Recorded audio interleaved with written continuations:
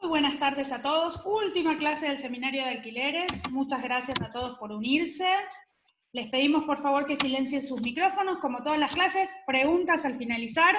Hoy tenemos dos expositores desde el Poder Judicial, que no habíamos tenido esa visión hasta ahora. Muy importante tenerla. Vamos a ver ya el proceso de la famosa ejecución de alquileres con los doctores Fabián Casas, titular del Juzgado Civil y Comercial número 15, y la doctora María Paz Luján, también funcionaria del juzgado. Bueno, muchísimas gracias a los dos por hoy compartir con nosotros su conocimiento. Vamos a intentar hacer una clase, van a intentar ellos hacer una clase totalmente práctica, ¿sí? Para que nos sirva para el ejercicio de la profesión, tanto abogados como martilleros, para anticipar a sus clientes qué consecuencias puede tener el no pago de los valores locativos, ¿sí? Bueno, bienvenidos a los dos. No sé quién de los dos quiere comenzar con la clase. Los escuchamos.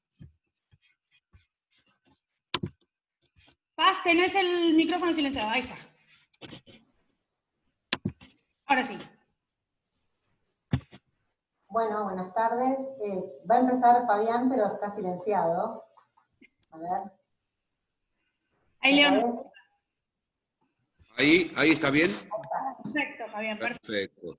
Bueno, ante todo, buenas tardes, como decía, gracias por acompañarnos. Lo que intentamos con Paz es aclarar un poquito en lo que hace al proceso de ejecución de alquileres. Sabemos que hoy también nos rige una nueva ley de alquileres que modifica el Código Civil y Comercial, como también fija cláusulas concretas a partir del articulado de lo que es la ley de alquileres, como también establece con un sentido social, y por último también lo que hace el tema de la mediación. Nosotros nos vamos a abarcar, porque sé por el programa que han tenido, ya la reforma creo que la han sabido analizar y razonar con los expositores anteriores. Vamos a ir un poquito a lo que es el título ejecutivo y cómo es el proceso, porque como ustedes saben,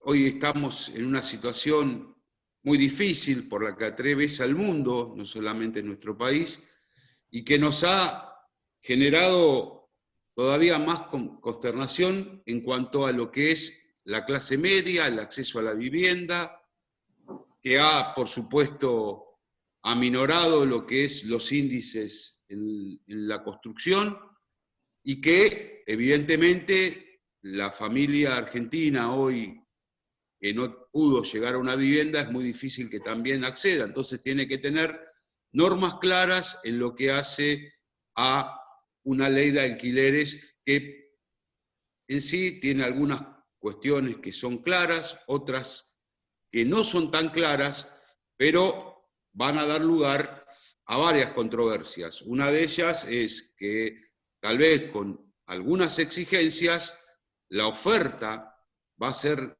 variada y no sé si va a poder alcanzar a aquella clase media que está en una situación delicada, poder acceder, como constitucionalmente establece la Carta Magna, a una vivienda digna. En primer lugar, tenemos que hablar que el contrato de alquiler, a los efectos de título ejecutivo, ya en el 1578 del Código Civil y 1581 del Código Civil, establecían claramente el procedimiento ejecutivo y que también abarcaba toda otra deuda derivada de la locación. Por supuesto que nuestro Código Civil y Comercial también ha tocado claramente en su artículo 1207 y 1208 la cuestión que hace al procedimiento ejecutivo y, además del procedimiento ejecutivo, a toda otra deuda que derive de la locación. Pero acá hay también algo que decir, que esto se venía gestando desde hace tiempo, no por la ley, sino por la jurisprudencia, porque hoy abarca el tema de la locación, no solamente los bienes inmuebles, sino también a los bienes muebles, que ustedes saben que era muy importante ello, porque sobre todo cuando surgió el contrato de alquiler de vehículos, muchas veces se pretendía el cobro ejecutivo de ese alquiler.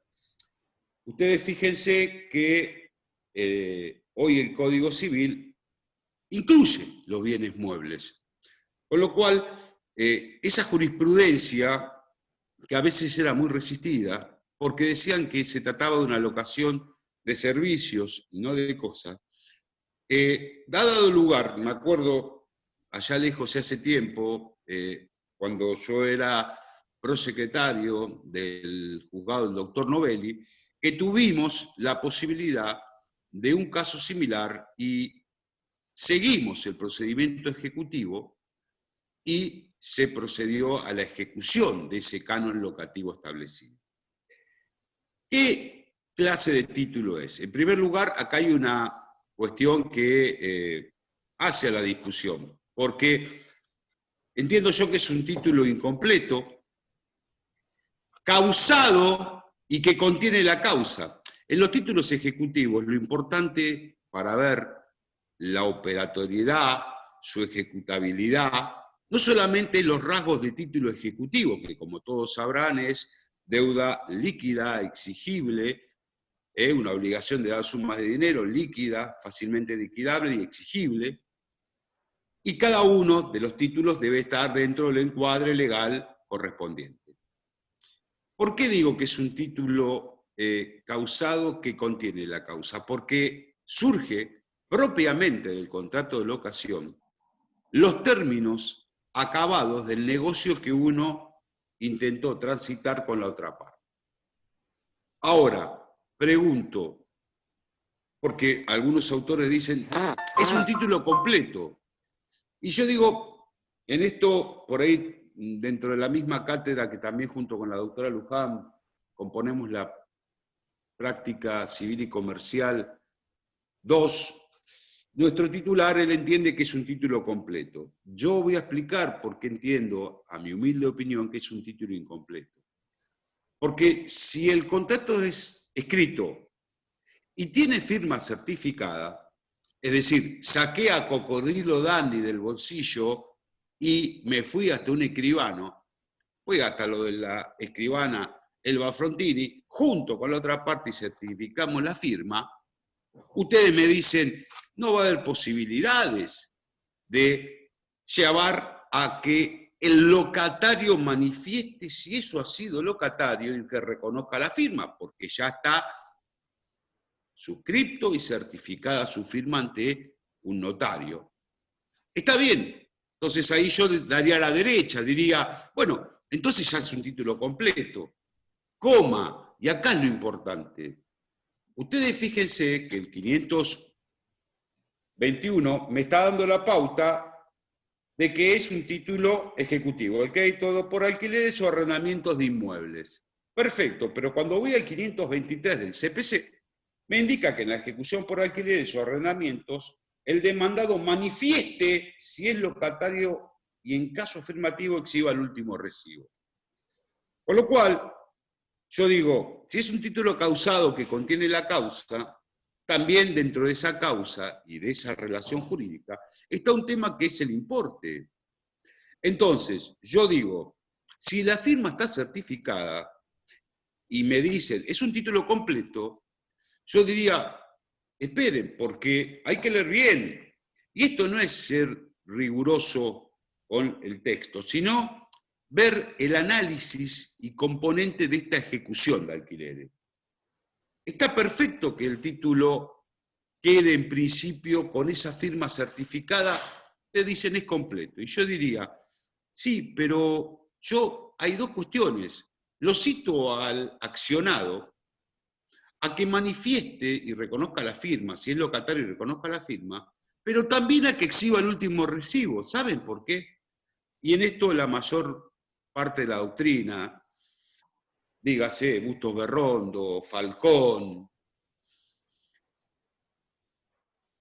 también lo ha hecho el doctor Morelo, también hay trabajos del doctor Berizonce, ¿dónde está el tema del segundo aspecto del reconocimiento? Que exhiba el último recibo. ¿Y saben por qué? Porque eso me va a formar el quantum de la obligación.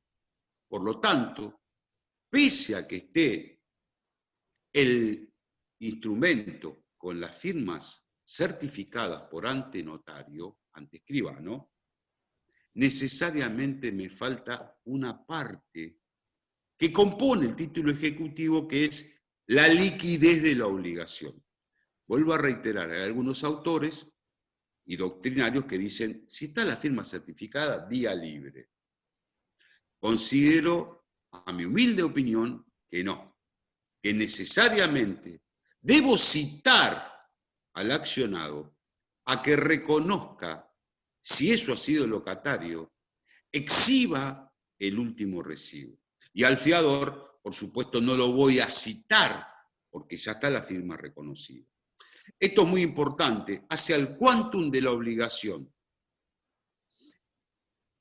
Me preguntan, ¿considera igual preparar la vía si está el monto? El tema es para definir el quantum de la obligación, porque ustedes saben que el título ejecutivo, el derecho campea en el título. Todo lo que está en el título está en el mundo y lo que no está en el título no está en el mundo.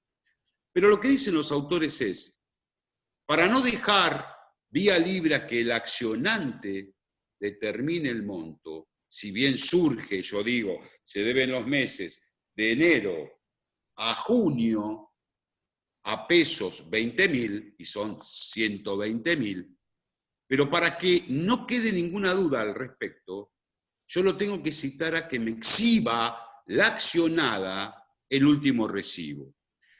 Ahora digo también una cosa, y que muchos lo cuestionan desde ese punto de vista, y es que, si bien esa cuestión puede ser que no comparezca el accionado, el juez va a valorar lo dicho por el ejecutante, pero no es palabra santa. ¿Por qué? Porque podrá el ejecutado, al momento de oponer excepciones, cuestionar el monto y acompañar los instrumentos indispensables para lograr que sea admisible su defensa en pos de, por ejemplo, el instituto del pago. Pero evidentemente la preparación de vía ejecutiva da esa pauta de citar al ejecutado. En esto hay que tener algo en claro, que uno también a veces, cuando dicta clases, y lo tengo a veces como motivo de discusión, dicen, ojo que el accionado en la preparación de vía ejecutiva no es parte. Y eso a veces ya la mayor parte de la doctrina ha entendido cabalmente eso. Pero ojo, si yo no recuso al juez que está interviniendo en la oportunidad de la preparación de vía ejecutiva, no lo voy a poder hacer al momento que me presenten el expediente cuando me intimen de pago una vez preparada la vía, porque me van a decir, la primera presentación suya tuvo que ser al momento de que se preparó la vía. Por lo tanto, y en esto siempre el maestro Morelo nos comentaba esto, no puedo entender cómo todavía digamos que no es parte en este accionar judicial de preparación de vía, cuando hay situaciones que si no las plantea el accionado en esa oportunidad no las puede plantear. Acá hay un temita que me parece que también es importante, que es ¿qué ocurre hoy? Porque está bien, ustedes saben que tengo tres formas. Una que es inusual, que sea verbal. Es raro. Creo que desde mi llegada al Poder Judicial, desde el año 85 a la fecha, solamente un caso hubo en el Juzgado Civil Comercial número 9, en donde yo me desempeñaba, y se citó al locatario para que manifieste si era locatario y exhiba el último recibo. La persona concurrió, manifestó que era locatario y entendió, comprendió que él debía no tenía recibos y reconoció el contrato de locación. Después nunca más tuve la oportunidad de tener un caso similar. La otra circunstancia es un contrato suscripto por ambas partes y que no tenga firma certificada. Ahí también hay que citarlo para que reconozca su carácter de locatario, la firma, y exhiba el último recibo. ¿Por qué me quedé hoy en el tema de la pandemia? Ustedes saben que no solamente esto hace a una situación sanitaria. Realmente tenemos que estar convencidos que también va a haber muchas implicancias económicas y sociales. Sabemos que es muy difícil hoy acceder a una ejecución de alquiler, un contrato de alquiler. Están a veces cuestionadas las formas y los modos. La ley 27.551 ha dado un andarivel tal vez más claro en cuanto a lo que hace a los ajustes, a los modos de cómo se va a determinar el canon locativo. Y también tenemos el decreto presidencial en donde también se está haciendo utilización de ello a los fines de preservar a las personas que se encuentran en una dificultad tal para afrontar hoy, como todos se saben, cada una de las obligaciones. Lo que sí quería anticipar es que hoy por hoy, y esto hay que ser razonable, cabal, el maestro Morelos siempre hablaba de la razonabilidad, que no solamente es reservada para los magistrados y funcionarios o empleados judiciales, sino también para los abogados, en pos de las demandas y de cómo llevar a cabo un debido proceso, que eso debe ser de manera conjunta. Hoy por hoy creo que la justicia, y esto lo digo a nivel personal, está llamada a ocupar un papel importantísimo.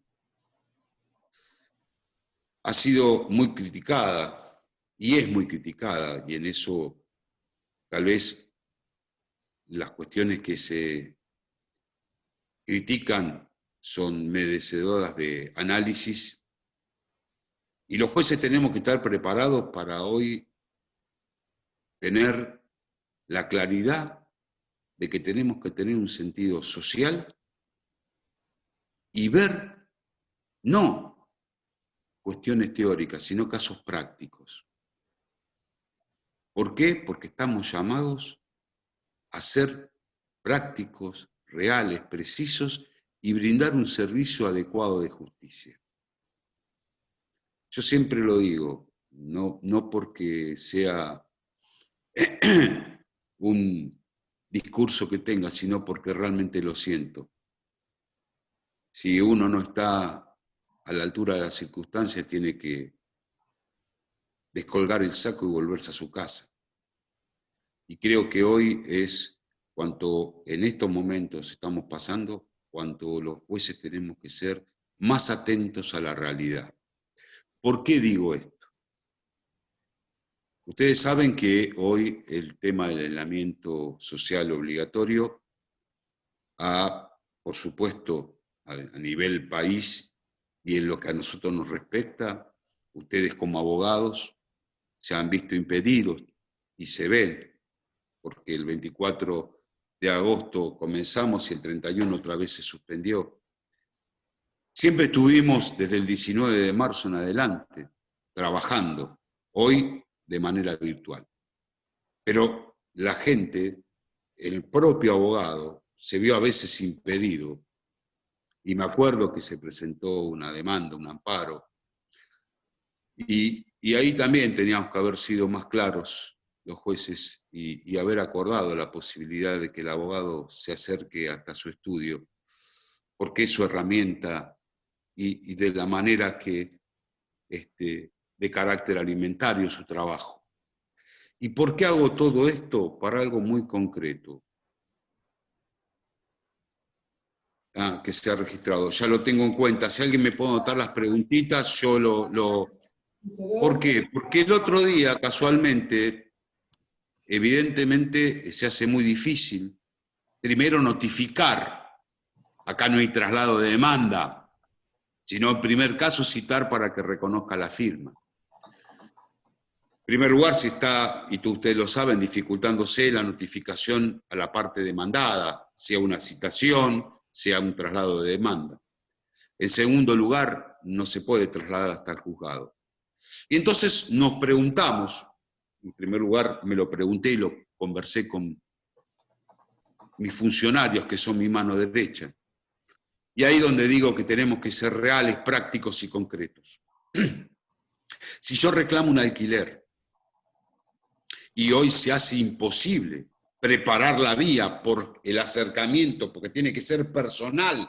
No sirve con que el abogado envíe un escrito electrónico diciendo reconoce ser locatario y no tiene recibo. No va. Esto es de carácter personal. Cuando plantearon ahí una medida cautelar, el contrato era un contrato con firmas certificadas. Y entonces ahí donde digo que hay que ser cabal y un oído puesto concretamente en la causa y un oído en la realidad. ¿Cómo hace el accionante para resguardar su crédito? Porque hasta tanto no se prepare la vía no puedo dar la medida cautelar porque el título es incompleto. Lo que les dije a los chicos, y así lo hemos resuelto, es que en los supuestos que el contrato tenga firma certificada, pese a que aún no se ha preparado la vía ejecutiva, demos la medida cautelar, porque si no el presunto derecho del accionante se vería frustrado. Y esto no significa que yo empiezo a entender ahora que tiene que ser un título completo, no. Porque por más que esté la firma certificada, debe prepararse el otro estamento, que es el de él que exhiba en el último recibo para el quantum de la obligación. Pero sí hay que ser cabal. Y si yo digo, bueno, hasta que siga este aislamiento obligatorio, no se va a poder preparar la vía y por lo tanto no puedo dar la cautelar. Creo que estoy faltando a una cuestión que es ser cabal con la realidad que estamos atravesando. ¿Qué pasa si el contrato no tiene firma certificada? Daré la oportunidad para que a través de una información sumaria que el abogado puede realizar con su cliente en el estudio del abogado, podamos con esa información sumaria lograr dar el ABC, verosimilitud y peligro en la demora, para otorgar la medida cautelar. Porque en definitiva, el accionante lo que intenta también es resguardar su crédito. Si yo digo no, hay aislamiento, ¿por qué? Porque hay un decreto, aislamiento social obligatorio, y hasta tanto no pueda concurrir la persona hasta el juzgado y manifestar y reconocer y exhibir, no puedo otorgar una cautelar. Me parece que es una manera simplista y de verdad no corresponde a un servicio de justicia adecuado. Por eso doy los lineamientos. Es un título. La información sumaria no iría contra el principio. Mirá, ahí quiero remarcar que entiendo que no, porque como toda cautelar, cuando ustedes saben que las medidas cautelares se dictan inaudita parte. Con lo cual, si la parte accionada, al momento de poderse presentar y plantear lo que corresponde dentro de lo que establece el 529, podrá argumentar cuestiones que hagan a su afección desde el punto de vista de la medida cautelar. Podrá pedir sustitución de medida cautelar, podrá apelar la medida cautelar. También, y esto a veces es discutible, ustedes saben que el Código de Nación permite hasta las revocatorias de una medida cautelar. Podrá hacer también esa petición. ¿Por qué? Porque también hay que ser claro en esto. puede también darse la posibilidad de una revocatoria, que el juez lo admita. No, no todos lo admiten, pero uno que tuvo grandes maestros, como el doctor Novelli, siempre me decía, mirá, si lo aplica el Código de Nación, vamos a hacer también una posibilidad de una revocatoria y de hecho, si mantenemos el decisorio, la apelación en subsidio. Pero no considero que esa información sumaria afecte el derecho de defensa, porque tu parte, al momento de presentarse, podrá cuestionar o pedir una sustitución o mejoramiento de contracautela, o sea que estaría resguardado el derecho. No sé si fui claro. Con respecto a la AFIP, no sé qué preguntaron. Toco el tema, nosotros lo hemos discutido, y siempre el derecho va cambiando, chicos. Esto también es bueno que uno vaya modificando.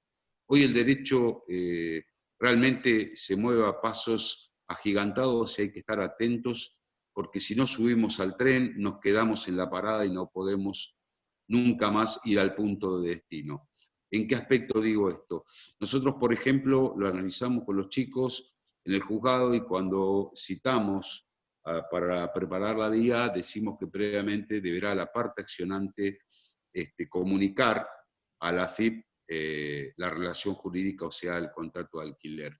Yo lo estuve discutiendo con Paz casualmente estos días, porque varios autores, si bien esto hace poco que ha salido la ley, pero el 1 de julio de este año empezó a regir, publicada el 30 de junio, entiendo que me parece que si bien la AFIP no es parte, ojo, no es parte, porque lo que se quiere es la evasión fiscal, vamos a ser claros, pero muchos autores dicen no es la parte la que debe notificar. Por supuesto que la parte lo debe hacer desde un punto de vista personal, por las implicancias y los agravantes y sanciones que implica no haberlo noticiado, pero que no deje el juez en manos del accionante la denuncia del contrato, sino que el juez, a través de un sistema electrónico, oficio electrónico, se comunique el inicio, me parece prudente, como la existencia de ese contrato. No sé si había alguna otra preguntita respecto a la AFIP. Evidentemente hay que tener en claro que no es parte, no hay intervención de terceros, pero no es parte en el proceso de ejecución, que se individualiza entre una parte y otra parte. No sé si hay alguna preguntita hasta acá. Paz, si vos querés argumentar. Si vos querés, yo puedo comenzar con todo lo que es la parte práctica y todo el análisis del título que debe hacer el letrado antes de introducir la demanda, y ahí vamos viendo otra vez el tema de preparación de vía ejecutiva, el oficio AFIP y demás. ¿Les parece? Bien, bien, porque sería interesante después, no sé si quieren, acá, ¿querés que dé los puntapiés de lo que es la legitimación o querés que... Sí, me parece que... Y después te doy el pie para la parte de... Perfecto, que serían los legitimados, la competencia, y dejo ya entablado si alguno tiene alguna pregunta al respecto, por supuesto, y además si alguno no le quedó en claro algún tema relacionado a la ley de alquileres, que hay modificaciones que son relevantes, otras que no, pero bueno, lo dejo a instancia del auditorio. Yo también voy a mencionar algunas. Perdón. Los puedo molestar con una pregunta que quedó media perdida y me parece que es interesante. Cualquiera de los dos que nos la quiera contestar, sin que involucre su prejuzgamiento. Preguntaron, y me parece que es interesante, y por ahí si avanzamos se va a perder, ¿qué opinan ustedes de la firma anticipada de los convenios de desocupación, que son tan comunes en la práctica y que generan tanta incertidumbre sobre su validez? No sé quién de los dos nos quiere contestar. Sí, no tengo problema. Bien, sí, habla, Popa. Fabián puede dar su devolución también. El tema es que legalmente no puede coincidir con la fecha del contrato de locación. El fundamento es que siempre se utilizan estos convenios de desalojo anticipado ante la falta de pago. Y para la falta de pago hay un proceso que es específico, que es el desalojo por falta de pago.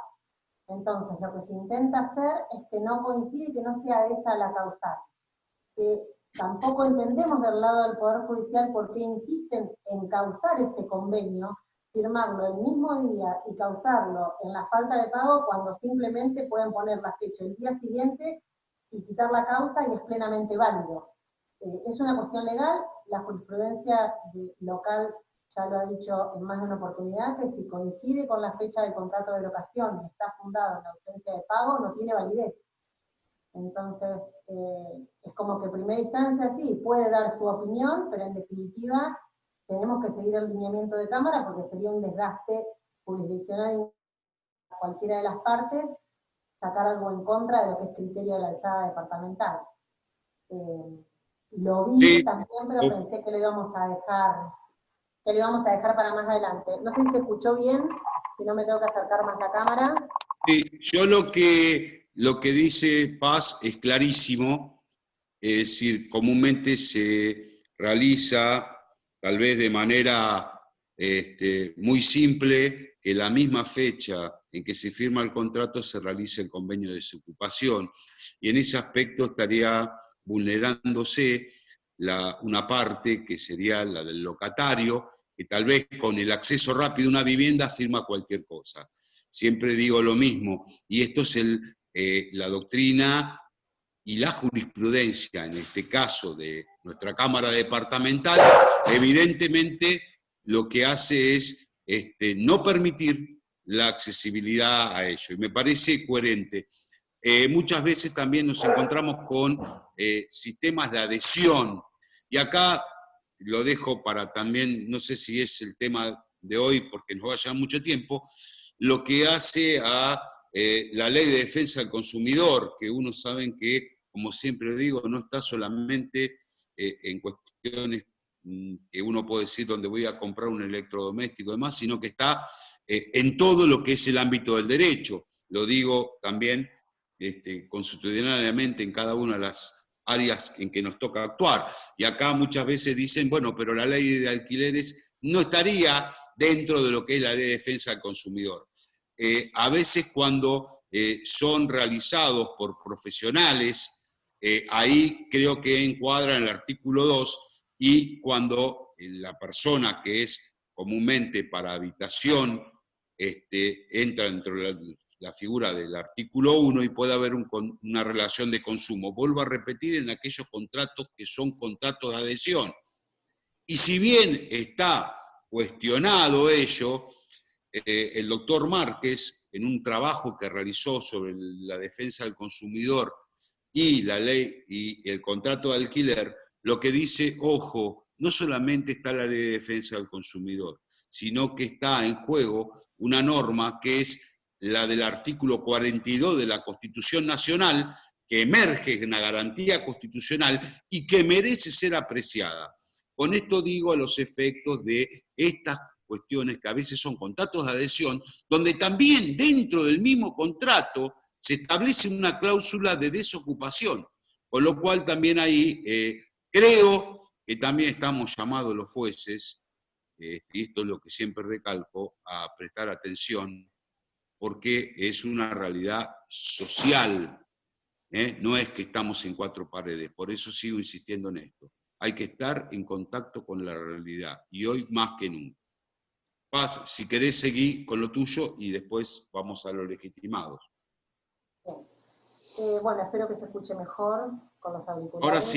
Ahora sí, Paz, ahora sí. Ahora tengo eco yo, pero no importa. Bueno, la idea más que nada era decirles que antes de iniciar el proceso, ustedes como letrados tienen que mirar bien el título, analizarlo. Hoy por hoy la ley de alquileres, la 27.551, expresamente menciona y dice que debe intervenir un corredor. Antes, tranquilamente, los letrados hacían los contratos de locación, también lo hacían las partes, y bueno, entonces ahora tenemos que ver bien, antes de iniciar un proceso y antes de introducir nuestra demanda, qué es lo que se combinó, qué es lo que se contrató. Ustedes saben que no solamente se puede requerir el canon locativo dentro de un contrato de locación, sino que se puede incluir el cobro de ciertos servicios, ahora expresamente habla de las expensas comunes, no así las extraordinarias y no así los impuestos que graven la costa. Entonces, ustedes, para ver qué es lo que van a reclamar dentro de ese proceso, tendrían que ver y analizar su título. Otra cuestión que es muy importante antes de iniciar es ver que la nueva ley de alquileres modificó el artículo 75 del Código Civil y Comercial, que habla de la posibilidad de que las partes constituyan un domicilio electrónico. Ese domicilio electrónico no es el que tenemos nosotros los abogados. El domicilio electrónico va a ser un correo. Ese correo no sirve a los fines de tenerlo por constituido en el proceso. No es el domicilio constituido del proceso.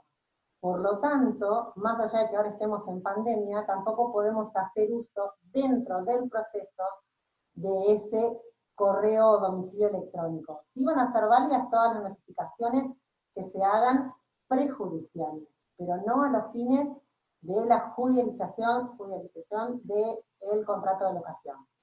Bien, entonces, ustedes lo que van a ver es qué es lo que convinieron. Si convinieron solamente el pago del canon locativo, su demanda va a iniciar solamente por esto. Si dentro del contrato de locación también pactaron que se van a hacer cargo de ciertos impuestos o las expensas comunes, previo a iniciar la demanda ejecutiva, deben encontrarse pagos esos servicios y esas expensas. Si no, el crédito no es exigible. Por más que dentro del contrato de locación diga que el locatario se va a hacer cargo de los impuestos y servicios, si ustedes no preparan su demanda incorporando el recibo pago de esos servicios, no lo van a poder reclamar porque no es exigible en ese proceso. Entonces, ustedes como letrados van a ver su título, van a ver qué es lo que convinieron, si son solo los cánones locativos, qué es lo que van a reclamar, y van a iniciar la demanda. En el medio de esta pandemia, la Corte se le ocurrió poner de manera obligatoria el expediente totalmente electrónico. Entonces, en el medio tenemos varias cuestiones. Esto del expediente electrónico, que lo dice la acordada, reglamenta la acordada 3975, dejaba fuera en su momento el inicio de causa. Ustedes iban a tener que iniciar la causa por receptoría, en soporte papel, con la firma del cliente, con toda la documentación. Bueno, esto, como ustedes sabrán, estuvo impedido el ingreso de nuevas causas por un cierto tiempo. Después se habilitó solamente las causas urgentes para los juzgados que se encontraban de turno. A partir del 1 de junio se amplió el ingreso de causas electrónicas y luego, con posterioridad, no solamente para causas urgentes, sino para todas las causas, ustedes deben introducir la demanda electrónica. ¿Cómo lo van a hacer? Bueno, esto se hace por medio del módulo de notificaciones y presentaciones electrónicas, y ahí es todo lo que ustedes van a tener que acompañar. El abogado se va a convertir en depositario del escrito de demanda con la firma del cliente. No es que le permiten al letrado iniciar una demanda sin poder y sin firma del cliente. No, la firma del cliente la van a tener, ustedes van a tener su demanda escaneada y digitalizada, van a enviar todo lo digitalizado igual que la documentación en formato adjunto por este módulo de notificaciones y presentaciones electrónicas, receptoría lo va a recibir y ahí hace el sorteo. Antes, ¿qué se hacía? Se presentaba en soporte papel, receptoría acompañaba al juzgado y el abogado, por la acordada 3886, dentro de las 24 horas tenía que acompañar digitalizada la documentación y la demanda. Bueno, ahora es al revés. El juzgado no va a tener que acompañar nada. Eso sí, nosotros y varios juzgados han tomado el criterio de que pese a esto del aislamiento y de todas las restricciones que hay, como el letrado puede concurrir al estudio y puede circular, nosotros solemos solicitar, requerirle que acompañe la documentación original. ¿Por qué? Porque el juez tiene la obligación de analizar el título antes de proveer, ya sea la preparación de vía ejecutiva o el mandamiento, y muchas veces la digitalización de la documentación no es clara. Si es un pagaré, nosotros tenemos que tener a la vista el pagaré original, no lo podemos hacer con una copia escaneada. ¿sí? Entonces van a ver que en algunos juzgados, por más que le ingresen todo digital, le van a pedir que previo a sacar su primer escrito acompañen exclusivamente la documentación. No es con escrito, es como lo dice el acordado, ustedes presentan solo la documentación, se le pone un recibido y ahí se va a proveer su escrito inicial. Bien. Como bien lo comentaba Fabián, en cuanto a la preparación de la vía ejecutiva, aún aquellos supuestos donde el contrato de locación tenga firma certificada, se debe citar al futuro ejecutado a que exhibe el último recibo. Si no tiene firma certificada, va a ser para que reconozca la firma en carácter de locatario y exhiba a su vez el último recibo. ¿Con qué problemas nos encontramos ahora? Bueno, nosotros, como lo mencionó Fabián, alguien preguntaba lo de la comunicación AFIP, esto es por la nueva ley de alquileres, es un deber del juez comunicarlo. Si bien cualquiera de las partes lo tendría que haber comunicado antes de la judicialización, no estoy trabada con la palabra, antes de judicializar la demanda, cualquiera de las partes debería denunciarlo. Si no está denunciado, el juez lo que va a hacer, por lo menos en nuestro juzgado, es se van a ordenar todas las medidas que se consideren pertinentes para el primer despacho, pero no se puede hasta tanto no se cumpla con la comunicación AFIP de la existencia del contrato de locación. Con respecto a la citación, estamos bastante limitados. ¿Por qué? Porque esta citación para la preparación de vida es de carácter personal. No requiere que el ejecutado venga con abogado. Es más, está prohibido que presente un escrito. Recientemente tuvimos un expediente donde Cámara nos confirmó que el ejecutado venía acompañado de un abogado al tiempo de preparar la vía ejecutiva, presente el escrito, y nosotros le rechazamos ese escrito y preparaba la vía como si no hubiera concurrido, y Cámara confirmó esa situación. Por lo tanto, debe venir personalmente. Estamos bastante limitados porque todas las resoluciones y consejos de la Corte y la Secretaría de Planificación es no hacer concurrir gente al juzgado. Los juzgados estamos con guardia mínima, entonces por ahí nos encontramos imposibilitados de realizar correctamente esta preparación de vida. Lo que sí estamos abiertos a cualquier propuesta, lo hablamos siempre con Fabián y creo que la mayoría de los juzgados es igual. Podría haber la posibilidad de que algún abogado haga la propuesta de utilizar este domicilio que habíamos dicho electrónico para preguntarle a el futuro ejecutado si puede concurrir al juzgado, si puede realizar este reconocimiento, pero si no nos contestan, vamos a tener que esperar que pasen todas estas restricciones para tener por preparada nuestra vía ejecutiva. ¿Qué pasa si el ejecutado, vamos a suponer que lo pudimos citar, lo pudimos convocar en este tiempo, o cuando pase todo esto, que me imagino, que espero que no sea eterno, viene y desconoce la firma? Vamos a suponer que no tenemos el contrato con firma certificada. Ahí se puede, válidamente, se puede realizar una pericia caligráfica y él todavía no es parte. Pero eso no significa que cuando lo intimemos de pago, una vez preparada la vía ejecutiva, él no pueda plantear alguna excepción. ¿Sí? En cuanto habían hecho una pregunta en cuanto a los recibos, ¿cuáles son los recibos válidos? Bueno, y acá tenemos un par de cuestiones. ¿Por qué? Porque el decreto que sacó el presidente, el 320, que lo saca en marzo, si bien tiene fecha de vencimiento el 30 de septiembre, el 31 de septiembre, todo se ve proyectado que esto lo van a prorrogar, como han ido prorrogando un montón de resoluciones. Entonces, ahí que dicen que en plena época de pandemia lo que tendría que haber hecho el locador, y les pedía recibo en papel, porque el recibo válido es el que te expide, el que figura en el contrato de locación. Ya sea el locador, ya sea la inmobiliaria, si intervino la inmobiliaria y se figura expresamente, será un empleado de la inmobiliaria. Pero este decreto dice que el locador tiene que facilitarle a su inquilino el pago electrónico. Entonces, por ahí, si bien no tenemos un recibo expedido de parte de nuestro locador o de la inmobiliaria, podemos tener una constancia de transferencia electrónica, de depósito un pago electrónico.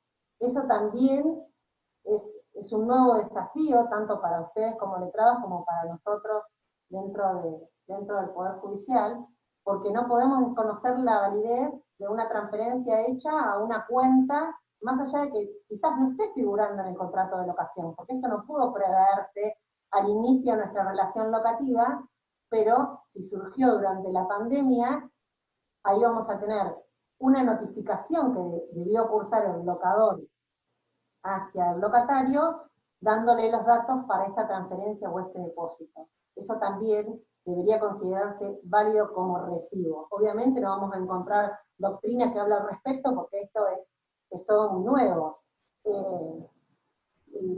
Estoy leyendo, a ver, permitir el recibo electrónico en el decreto menciona que consta tal obligación en cabeza del locador.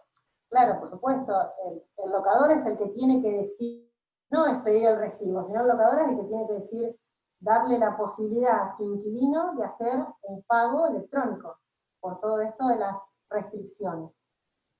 Bueno. Sí, Paz, una cosita ahí, sí. Porque en eso también somos, en este que ser práctico, muchas veces cerraba la puerta a los accionados con la simple, cuando se planteaba, por ejemplo, un pago, no siendo el recibo útil, se desestima la excepción. Gente, por eso digo que el derecho avanza. Hoy, muchas veces, lo otro es que se realicen depósitos bancarios. Entonces ya no voy a tener un recibo, como pasa muchas veces con la cuenta corriente bancaria o con el pago de las expensas. Lo que yo voy a tener que armar como abogado del excepcionante es los medios probatorios a los efectos de poder imputar ese depósito al pago del alquiler.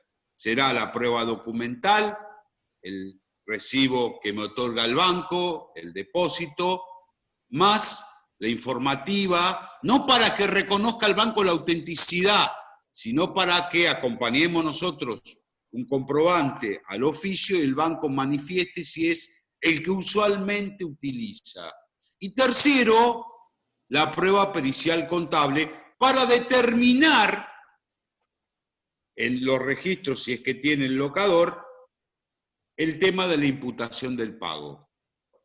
¿Se entiende? Es decir, no solamente voy a poder contar con un recibo, sino que hoy por hoy voy a tener otra modalidad para acreditar el pago, y en esto también tenemos que ser los jueces cabales y entender la realidad que hoy se va realizando. Porque el tema del recibo y cerrar la puerta a la posibilidad, ¿por qué? Porque ustedes saben claramente que el proceso de conocimiento posterior, el de que me habla el 551, ustedes lo saben claramente. Si yo he ejecutado, transito todo un andarivel de años, no quiero saber más nada de un juicio ordinario posterior, este que habla el 551. Entonces tenemos que ser cabales también, las partes y los jueces, de resolverle el problema a las partes. ¿Cómo? Dentro del proceso ejecutivo, si idóneamente las partes presentan prueba razonable e idónea para poder imputar ese depósito al pago correspondiente del canon locativo. Por eso es que me introduje lo que vos estabas diciendo, Paz. Y hay una preguntita de la FIP que preguntaban si debe ser antes o al inicio de la demanda. La ley habla que debe el locador anoticiar a la FIP, pero bajo los términos y formas que reglamente la FIP, que todavía no hay nada a su respecto. Yo entiendo que tiene que ser antes del inicio de la acción, y el juez, por supuesto, lo va a tener que hacer saber a la FIP una vez que recepte el expediente en su juzgado. Bien. Bueno, una vez que tenemos preparada la vía ejecutiva, ya podemos... otra cuestión que no quería dejar pasar, que también está relacionada con el decreto, y bueno, nos va a tocar, creo que a ustedes y a nosotros seguro, es que el decreto también se mete o se introduce en cuanto al canon locativo. ¿Qué dice este decreto? Que también les puede afectar directamente el monto que se reclama en la demanda. Dice que hasta septiembre de este año, del 2020, no se puede, por más que esté pactado en el contrato, no se puede aumentar el canon locativo. Es decir, si nuestro inquilino justo le venía un aumento en abril, mayo, junio, julio, no se le va a poder cobrar ese aumento, sino que va a tener que respetarse el canon locativo vigente a marzo. ¿Qué significa? ¿Que nuestro inquilino nunca va a pagar la diferencia? No, sí, la va a empezar a pagar, si es que no se prorrogan las normas de este decreto, tendría que empezar a pagar recién en octubre y hasta en 6 pagos la diferencia. Entonces, esto también puede afectar si el día de mañana ustedes tienen el cobro ejecutivo de un contrato de locación que ha caído en el medio de esta pandemia, tienen que tener en cuenta también en lo que al monto se refiere. ¿Qué es lo que van a poder reclamar? Lo mismo del otro lado, si son abogados del ejecutado. ¿Cómo van a poder introducir una defensa o una excepción para decir, esperen, yo no te debo? Aparte, hoy los aumentos de canon locativo son muy importantes, los hacen cada 6 meses, cada 3 meses, no estamos hablando de 1.000 pesos, algunos son un 25, un 30%, entonces hay que estar muy atentos si nuestro contrato de locación, ya sea como ejecutantes o como ejecutados, tenemos la posibilidad de reducir el monto que reclamamos e incorporarlo después, por supuesto, porque puede haber ampliaciones a esta ejecución y ahí podemos reducir estas cuotas por los montos de las diferencias del canon locativo. Una vez que tenemos preparado la vía ejecutiva, estamos en condiciones de... Perdón, Paz, te jorobo porque estoy viendo las preguntas. Yo las dos cosas a la vez todavía no perdón. Están preguntando si el canon locativo, cuando hay diferencia y que puede ser abonada en 3 o 6 cuotas como término mayor, si van a generar intereses. No, lo dice expresamente el decreto. El artículo 6, claro, en el segundo párrafo. Claro, otro problemita en la liquidación, otra cosa para tener en cuenta como abogado, ya sea del ejecutante o del ejecutado, al momento de practicar la liquidación o de controlar la liquidación. Esa diferencia en el canon locativo no genera ningún tipo de interés. Claro, lo dice el artículo en su párrafo segundo, pero vos sabés, Paz, que también hay un tema interesante, el artículo 14, porque ahí muchos discuten si es conveniente o no el tema del ajuste. Por supuesto que tal vez sea conveniente para el locatario, no así para el locador. No sé si esto lo habrán visto los chicos cuando, creo que una clase anterior, que establece hoy por hoy un valor único por mes y por periodos mensuales con ajustes anuales. Esos ajustes anuales van a ser tomados en cuenta por las variaciones de lo que es el índice de precios al consumidor y la remuneración imponible promedio de los trabajadores estatales, la RIPTE. El tema es este: la diferencia entre la mediano entre uno y otro da como resultado en sí un 40,35%. Si uno toma de enero del 2019 a diciembre con un alquiler de 10.000 pesos, nos va a dar una suma que más o menos rondaría en un 20% menos. Es decir, distinto es si yo tomo los distintos claros y montos de la inflación mensual, va a ser distinto, porque me daría como resultado, si yo tomo los distintos índices mes a mes de inflación, me van a dar casi 145.700 pesos. En cambio, si yo tomo la variación entre los dos ítems me estaría dando algo así como 135.000. Entonces lo que dicen es que a veces este ajuste, que si bien es una norma imperativa, no de orden público, imperativa, porque lo imperativo es de orden público, pero no siempre una norma de orden público es imperativa, pero una norma imperativa no es de orden público. Esto es imperativo, así que las partes deben estar a lo que establece la ley. Por eso digo que muchas veces conviene tal vez regular de otra forma, hubiese sido más conveniente, porque esto deja esa diferencia, lo va a dejar tal vez al locador.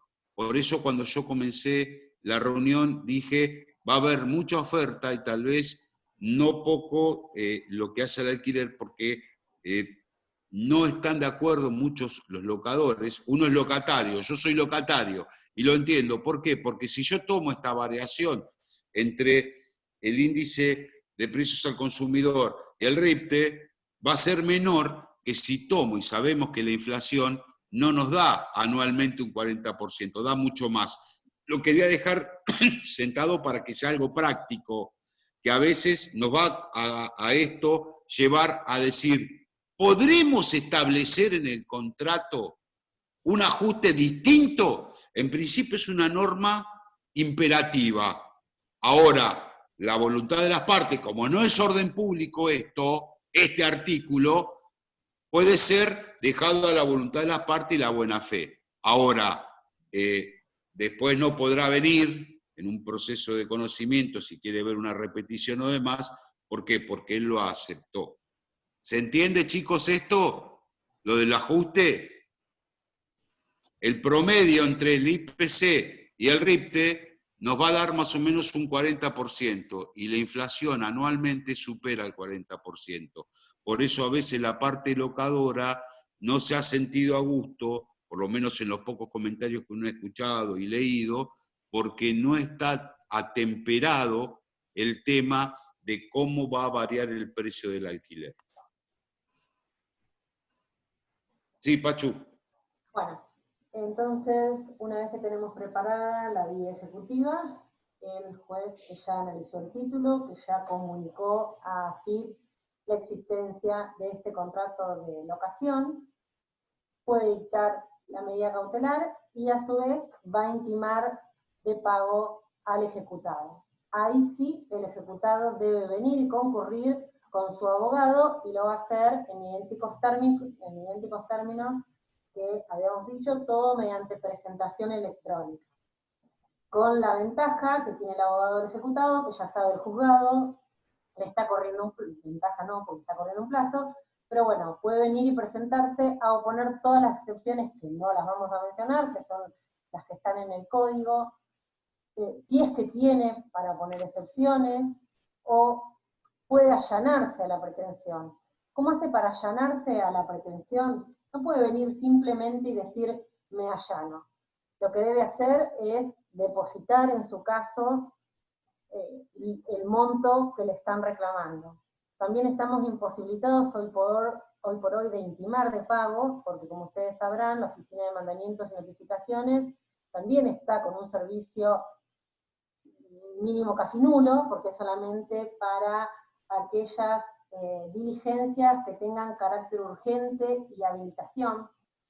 Sabemos que hay juzgados que han posibilitado traslado de demanda. Yo no he visto hasta ahora nada de intimación de pago, que no sería lo mismo, por carta documento, pese a que está expresamente vedado por el Código Civil y Comercial. Sabemos que hay juzgados que han corrido traslado de demanda por carta documento. El problema es este. Yo he estado en otras charlas donde casualmente me parece que eran todos abogados de la parte accionante, porque nadie pensó en el ejecutado o en el accionado que recibe en su domicilio alguien que no es abogado, que no tiene un abogado de confianza y a la mano, porque si vamos a un cobro ejecutivo de alquileres, la mayoría de las veces, como hablaba Fabián, es de vivienda única, recibe una carta documento donde le dicen que tiene que meterse en un link, mirar las copias digitales y tiene que ver qué es lo que le demanda. Realmente, si nos ponemos a pensar desde el otro lado, ustedes como abogados de demandados o de ejecutados, yo creo que más de una presentación van a formalizar y van a hacer. Creo que hay que buscar una solución, creo que no puede estar detenido el servicio de justicia, porque si el correo oficial funciona y tiene todos los protocolos, considero que válidamente se podría intimar de pago. Lo que nosotros estamos haciendo es, cuando nos solicitan carta documento o notificar por un oficial de justicia al DOC, que siempre es un abogado que lo propone la parte actora, o un empleado de estudio de la parte actora, lo que hacemos es explicarle que como la oficina de mandamiento solo recibe con carácter urgente y habilitación, le concedemos el carácter urgente y la habilitación. Y la oficina de mandamiento, bueno, con su tiempo, porque lo hace con urgencia y con habilitación, pero estaría cursando las intimaciones o las notificaciones que nosotros ordenamos.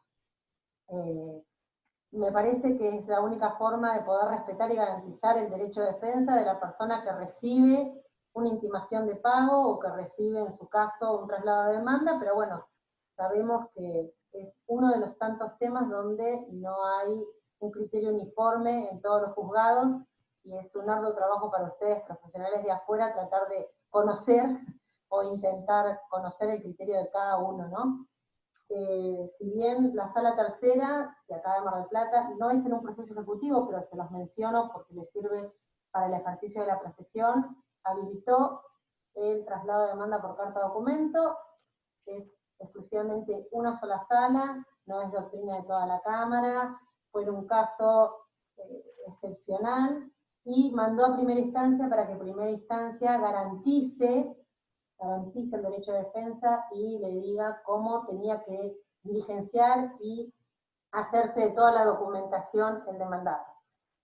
Por ahora, creo que con Fabián el criterio de acá va a seguir siendo el mismo, salvo que nos presenten algún escrito de esos brillantes y que nos hagan pensar y estudiar un poco más y tengamos otra opción. Pero por el momento nosotros estamos trabajando de esta manera. ¿Sí? Salvo una excepción, ¿te acordás, Paz, que lo hablamos? Que había un tema también de salud y dispuse por carta documento. También están los profesionales tendientes a notificar por acta notarial. Lo que sí les digo, y porque tuve que preguntar, está 15.000 pesos, por lo menos el escribano donde yo pedí para notificar una demanda, me pidió 15.000 pesos. Pero tampoco hay ninguna resolución al respecto, ninguno de los jueces la ha admitido. La carta de documentos sí la están admitiendo, y como también dijo Paz, una de las salas de la Cámara lo ha hecho. Nosotros lo que sí creo que es necesario, si bien se entiende que la oficina de mandamientos y notificaciones, como todos, está pasando un momento difícil a nivel sanitario, con algunos problemas, y hubo casos y demás, no está haciendo de manera normal el diligenciamiento. Considero que por eso sí aplicamos la habilitación de días y horas inhábiles y carácter urgente, porque el servicio de justicia, chicos, no puede detenerse. Tenemos que estar, y vuelvo a insistir, hoy la justicia tiene que dar un camino hacia la practicidad y defender los derechos de cada uno de los justiciables. No podemos quedarnos de brazos cruzados, sino que tenemos que ingeniarnos. Por ejemplo, otro tema que puede surgir, que lo ha hecho con a nivel de que la resolución de la gobernación en cuanto a las expensas. Ustedes saben que también suspende hasta el 30 de septiembre el canon del pago de las expensas. Ha habido planteo de inconstitucionalidad. Bueno, nosotros hemos resuelto que es constitucional, pero no me quedo con eso, porque si no es muy simple, porque se fundamenta y normativas constitucionales que están en juego, y mantuvimos la necesidad de decir que es constitucional. Ahora, para no perjudicar y ser un estudio razonable, ¿cuál es el próximo paso? es constitucional. Ahora, ¿resulta aplicable o no aplicable al caso? Porque si la deuda despensa, si la deuda despensa. ¿Cómo? ¿Cómo? No, Fabián, se le Porque- activó algo en el micrófono, perdona. Ah, perdón. No, lo que yo decía, Verónica, era que una cosa es decir que es constitucional en la resolución, pero hay que ir más allá. ¿Resulta aplicable o no aplicable al caso? Porque si vos estás debiendo expensas hace 3 años, no resulta aplicable.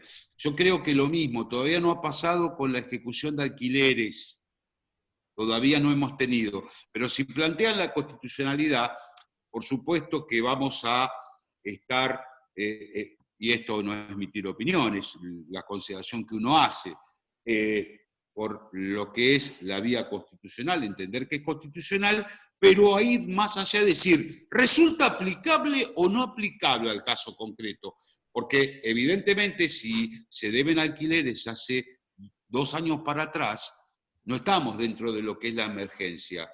En esto quiero ser cabal y concreto, porque son los temas que se vienen, y eso hay que ser analizado y estudiado.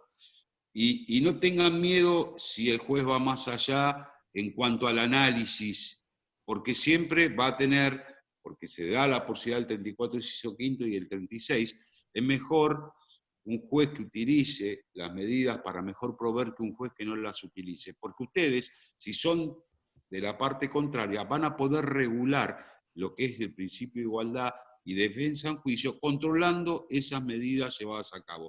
No se asusten si un juez utiliza las medidas para mejor proveer. Preocúpense si no las utiliza y no llega a la verdad objetiva. Paz, no sé si querés decir algo más o voy a la parte de legitimados, que por ahí el Código Civil nos ha planteado una amplitud en cuanto a los legitimados. Dale. Bueno, en cuanto a los legitimados, en cuanto a lo que es legitimación activa, va a ser en este caso el locador y por supuesto, como debe ser, los herederos. También puede ser el cesionario. ¿Por qué un cesionario? Porque el 1614 del Código Civil y Comercial, cuando habla de cesión, me está permitiendo esa transmisión.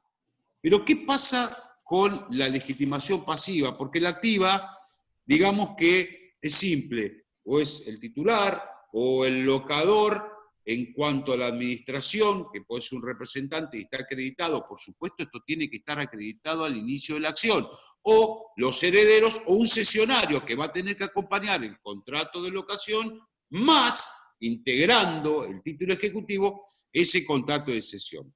Yo acá tengo como legitimado pasivos al locatario o sus herederos, porque me lo dice el 1189 del Código Civil y Comercial. Pero también, y esto quiero que quede claro, tengo otros aspectos que me lo está dando, por ejemplo, el Código en el artículo 461 del Código Civil y Comercial. ¿Por qué? Porque me está hablando del caso de la continuación de lo que es el hogar conyugal. Y ustedes fíjense que cuando el 461 del Código Civil y Comercial me habla de una responsabilidad solidaria, ambos cónyuges deben contribuir a las necesidades del hogar, de los hijos comunes y de los hijos del otro cónyuge. Este sistema proyectado, evidentemente, me está haciendo también partícipe de un legitimado pasivo, que lo tengo que tener en cuenta. Otro supuesto de legitimado pasivo, que antes no estaban claros, era la continuidad de la locación en caso de fallecimiento o abandono. Pero no solamente con el concubino.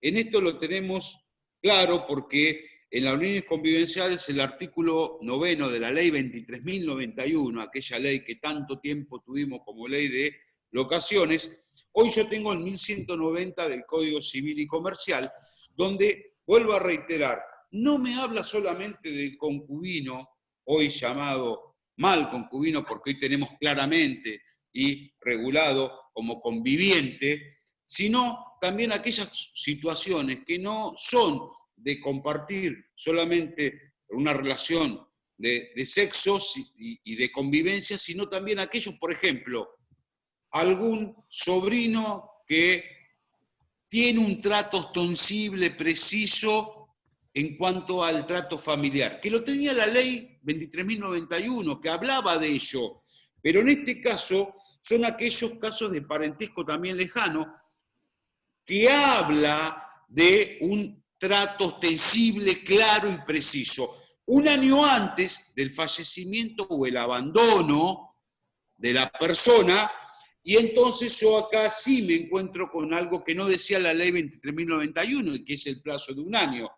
¿Yo qué voy a tener que demostrar?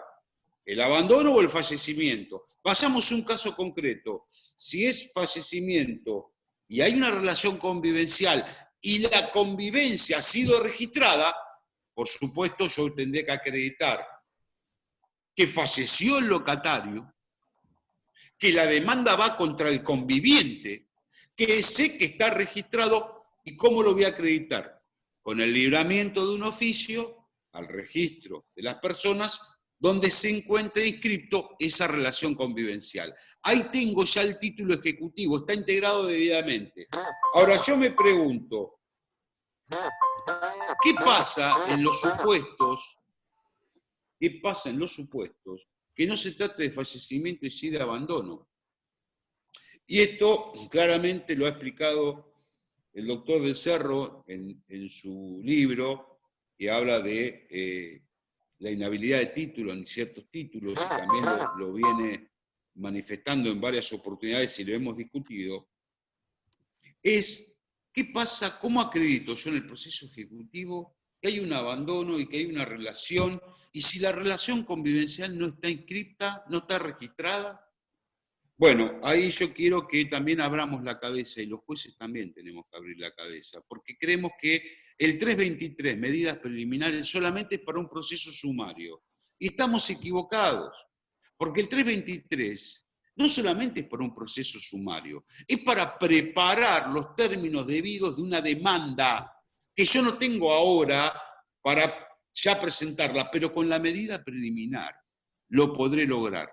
Por eso también puede ser que la parte, a los efectos de evitar irse a un proceso sumario, porque no va a poder acreditarlo en un proceso ejecutivo, tal vez una medida preliminar me va a dejar en claro que existió una convivencia, que hubo un abandono y que la persona hoy está viviendo y es la que voy a demandar como persona que sigue ocupando el inmueble. Estos son los casos de los legitimados pasivos, a los cuales hay que agregar, por supuesto, sublocatario. Y acá también puede ser, yo puedo demandar al locatario del sublocatario, y evidentemente podría haber un litisconsorcio pasivo, y en ese caso facultativo, y en ese caso lo que sí tenemos que tener en claro es que tal vez los montos sean distintos. Y también, lo que muy bien explicaba Paz, de los servicios y cuestiones que dentro del propio contrato quedaron a cargo del locatario y sublocatario. Ahí será un título complejo que debe ser integrado y que necesariamente lo debo completar, como muy bien aclaraba María Paz, a los efectos de que ese título no se desvanezca ante la primera presentación del demandado. Otra cuestión, y esto es lo que tengo que tener en cuenta, es el tema del fiador. El tema de fiador, ¿por qué? Porque hoy también, y la propia ley habla de fiador simple, lo que siempre se va a mantener es el fiador como puro, va a ser fiador, principal pagador, solidario. En eso también, chicos, me traiga a colación el tema de la nueva ley, porque la nueva ley de alquileres ahí realmente hizo un desguisado total, porque fíjense que cuando habla de las garantías, deja en primer lugar un abanico innumerable de opciones. Y entonces yo me tengo que hacer la pregunta, perdón, tienen que ser, en primer lugar, yo como locador, ¿estoy obligado a aceptar, como me dice el artículo 13, las garantías que me presenta el locatario? No, no, porque evidentemente acá entra a jugar la oferta y la demanda. ¿Y qué me refiero a esto? a lo que es la relación locador-locatario. Si a mí no me convence como locador los términos, y dentro de esos términos, las garantías que me va a prender, yo no tengo por qué suscribir ese contrato. Pero fíjense otra cosa, en los términos, yo puedo, cuando habla de fianza, cuando habla de título de propiedad, ¿por qué no habla de un fiador propietario? Estás confundiendo los términos y ese inmueble puede estar grabado, puede estar afectado a una garantía, no me deja claro. Lo que sí quiero que ahí también ustedes, como abogados, y que va a ser la pregunta que tal vez un locador, y como yo siempre digo, hoy vienen con este contrato y mañana puede venir con otras cosas más interesantes. Por eso hay que estar preciso al momento de ustedes dar la opinión para que su cliente se quede tranquilo. Es decir, de todas las garantías, bueno, fíjate esto, no, me parece que esta caución no puede ser, porque el banco a mí no me da tal garantía y seguridad. Esta garantía personal del locatario, mirá, sí, ustedes ahí lo que tienen que fijarse no es que la persona gane 100.000 y pague 10.000 de alquiler, sino la capacidad que él tenga para abonar todos los meses, porque no sabemos cómo es el desarrollo y el devenir. Máxime hoy la verdad, y es verdad lo que decís, Gabriela, la pandemia muestra las falencias de todo. Hoy por hoy, una persona que gana 100.000, decís, bueno, bárbaro, tiene un sueldo, fíjense que las jubilaciones están en 18.000 pesos, un sueldo de empleado de comercio en 36, 38, gana 100.000, puede, sí, pero ojo, 100.000, ¿cuánto es el alquiler? Y paga 25, paga un 25% de su sueldo, sí, pero tiene que comer, vestirse, pagar la educación de sus hijos, porque vamos a ser claros, no hay clases, pero los colegios cobran la cuota, por ejemplo, los privados cobran la cuota totalmente. O sea, yo lo que tengo que ver es lo que comúnmente se está llamando a esto cash flow, que es la capacidad que tiene aquella persona. Por eso en esto de la garantía, también podemos decir, si me está diciendo claramente los términos que no puede ser superior a 5 veces o a 10 veces de garantía personal, cualquier inmueble, así sea muy chico, por supuesto que va a ser superior a ello. En eso yo creo que el legislador no ha sido preciso y nos ha dejado un montón de cuestiones a resolver. Por supuesto que esto es al inicio del contrato, pero lo que sí quiero remarcar es que el locador no se encuentra sometido sí o sí a aceptar cualesquiera de las garantías que presente. Si no se siente adecuadamente garantizado, evidentemente no va a suscribir el contrato. Y comúnmente el fiador que se presenta es fiador, principal pagador, y acá hay un temita, si me permiten, es que yo podré iniciar la acción de ejecución de alquileres directamente contra el fiador, porque, ¿qué es lo que digo? El locatario, evidentemente, no va a poder cumplir. Quedó sin trabajo, me ha costado cobrarle los últimos 6 meses, me venía diciendo que sí, que no tiene nada. En cambio, el fiador me ha asegurado una garantía. Yo pregunto, ¿puedo ir directamente e iniciar la acción contra el fiador? ¿Alguno me puede decir? Porque si no, a veces es bueno interactuar. No, me dicen que no. Sí, eso también es verdad, que no expresan, pero vos tenés que pedir un recibo. O sea, tenemos que hacer un trabajito. Nosotros como abogados, también por eso siempre digo, siempre hay que ser preciso. Hoy es el cobro de un cheque de 1.000 pesos. Sí, pero si te va muy bien y garantizas, te va a venir con un contrato de locación, te va a venir con una sucesión. Yo siempre marco eso, el ser abogados lo que implica. muchas veces somos maltratados, mal enjuiciados, pero chicos, lo que siempre digo, y me lo dijo un maestro como Morelo, que lo dijo en una convención en Junín: cuando está en juego la libertad, la seguridad, ahí renace el abogado. Nosotros tenemos que tener en claro que la profesión que adoptamos es la que queremos y la que sentimos. Y siempre, siempre hay que estar atento a actuar correctamente dentro de esta profesión. Es una profesión digna y hay que sacarla a relucir. No importa que a veces nos digan cosas a los abogados, a todos les pasa en las profesiones, pero acá el abogado, cuando esté en juego la libertad, la seguridad, la solidaridad, ahí emerge el abogado. Y eso que quede claro. Entonces también eso lleva a que a mi cliente lo tenga que asesorar. Mirá, fíjate bien este recibo. No le veo un recibo bien realizado. Pedirle a ver comunicación con la empresa, o si no, una medida preliminar. Hay que ingeniarse, porque ahí está también de no estar con un rigorismo formal. Hoy el abogado tiene que cambiar la mentalidad, como la tenemos que cambiar los jueces, pero también me incluyo como abogado, y por eso creo que, como dije al principio, el derecho avanza a un ritmo, hoy ya que ustedes, por ejemplo, gracias a Dios, están recibidos con un código civil y comercial, con la ley de defensa del consumidor, con presentaciones electrónicas, con subastas electrónicas, con expediente digital. Miren qué suerte que tienen.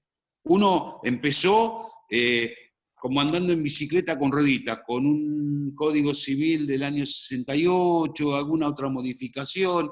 Ustedes tuvieron esa suerte. ¿A qué iba con todo esto? A ello, a que debo ser preciso, porque me decían, ojo, que a veces el tema de los recibos son porque no esconden la realidad. Pero al tema, ¿yo puedo ir directamente contra el fiador y olvidarme del locatario porque no tiene un peso? ¿Qué opinan? Me dijeron que no, algunos. ¿Alguno me dice que sí? Se fueron todos.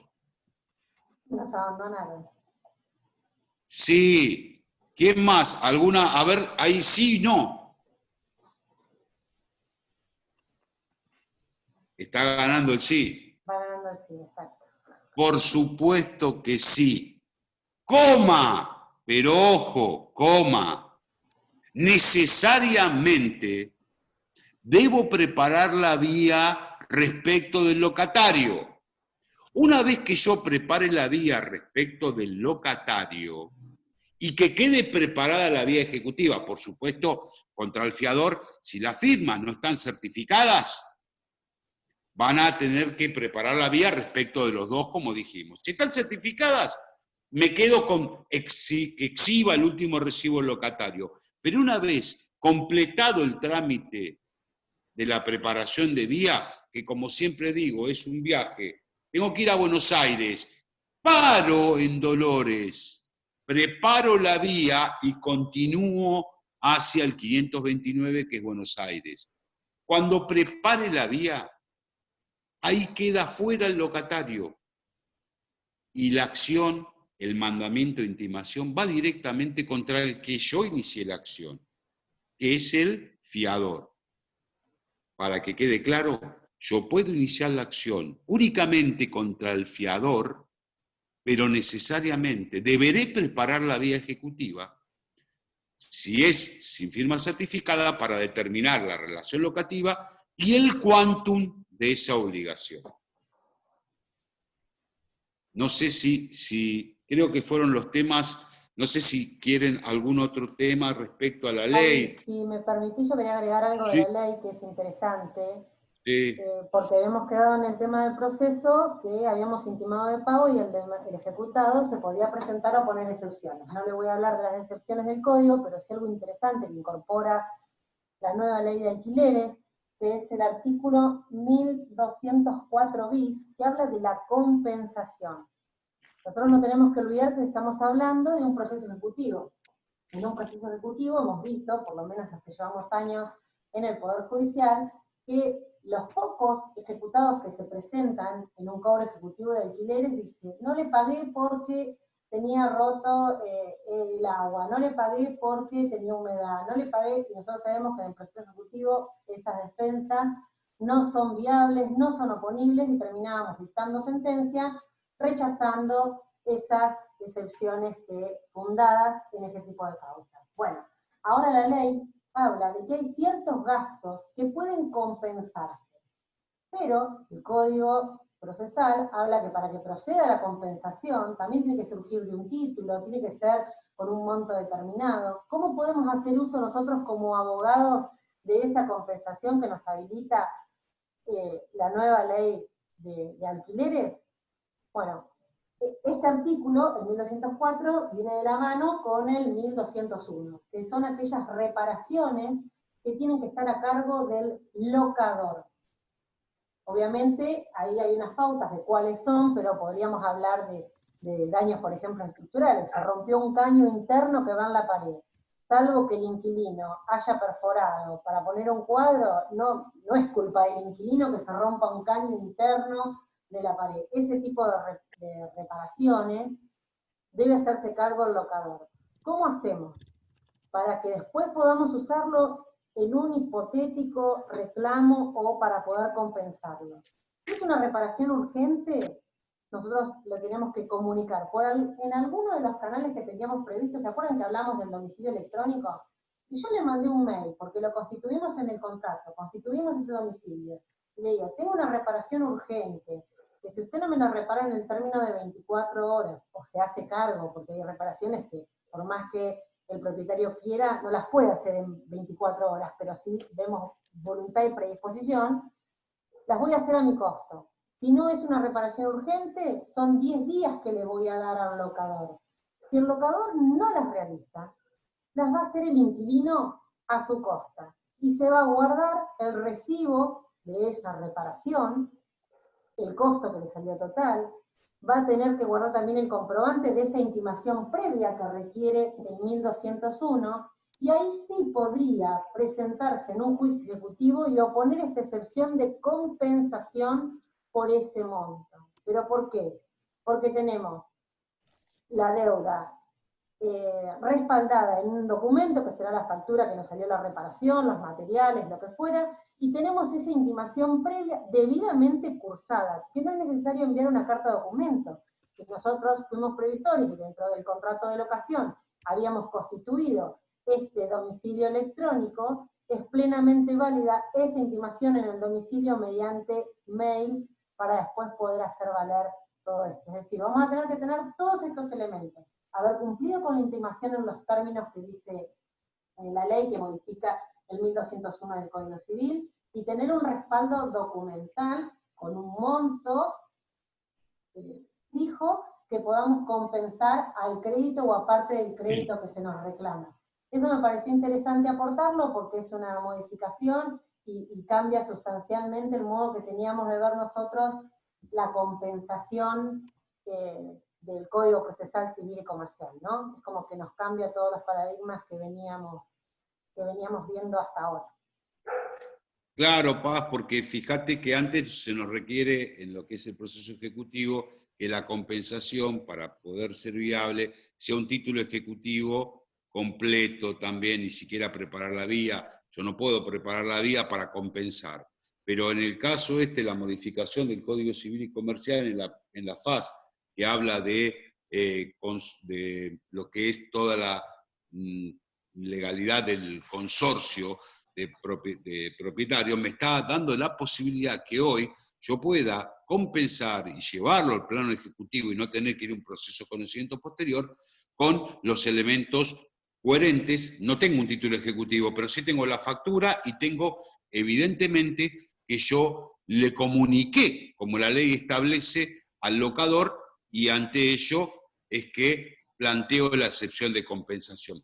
También hay un tema que si es al consorcio, muchas veces se dice que no tendría el inquilino que ha hecho una reparación urgente o una reparación que necesita hacer y que es a cargo del consorcio, no tendría el locatario la posibilidad de reclamarle eso al consorcio.